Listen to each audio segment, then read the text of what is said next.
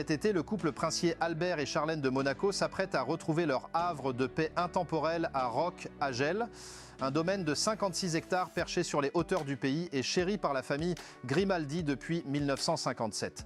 Niché sur les hauteurs de la principauté, à Peille, Roch-Agel est le refuge idéal pour le prince Albert II et la princesse Charlène, en quête de sérénité et d'évasion, loin de l'effervescence du palais. C'est dans ce cadre enchanteur que la princesse sud-africaine s'était retirée en mars 2022 pour se rétablir en toute quiétude. Une tradition estivale chère à la famille Grimaldi, qui a acquis ce joyau il y a près de 67 ans. Réaménagé par le prince Albert II et Charlène en 2015, Roch-Agel a longtemps préservé l'intimité des Grimaldi, seules les caméras de Grace Kelly ayant eu le privilège d'y pénétrer. Protégeant farouchement leur tranquillité, le prince Rainier III avait fait planter des rangées de peupliers autour de la propriété, érigeant ainsi des remparts naturels contre les regards indiscrets. Roch-Agel, un Éden de 56 hectares où règne une harmonie bio, abritant des vaches de Jersey paisibles et des poules rousses en liberté.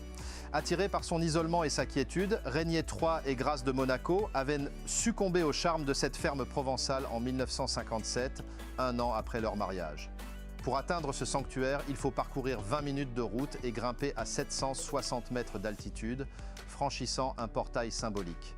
Dès l'acquisition de cette propriété isolée au cœur de la garrigue, Rainier III et Grace avaient massé et planté des arbres tels que saules, peupliers, ormes et pins volémy, érigeant ainsi des remparts naturels qui ont façonné l'histoire magique de Roch-Agel. Dans une quête de liberté et de sérénité, mes parents cherchaient un refuge à la campagne où ils pourraient échapper à leurs obligations et offrir à leurs enfants un environnement paisible pour grandir, se remémorait Albert II dans Point de vue en 2017. Roch-Agel, ce sanctuaire familial, a vu la princesse Stéphanie accueillir en 2013 2 éléphantes rescapées d'un cirque, Baby et Népal, révélant ainsi son cœur généreux. Les jumeaux Jacques et Gabriella ont été capturés par l'objectif de manière décontractée, mais l'intimité de Roch-Agel demeure préservée, les caméras tenues à distance. Seule Grace, empreinte de nostalgie pour ses jours à Hollywood, a immortalisé des instants de la vie princière sur pellicule.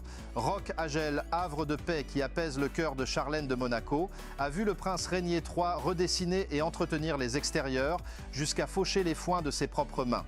Son épouse, passionnée de jardinage, a quant à elle pris en charge la décoration intérieure, revisitant en 2015 le style American Country du domaine pour l'actualiser selon ses goûts et besoins.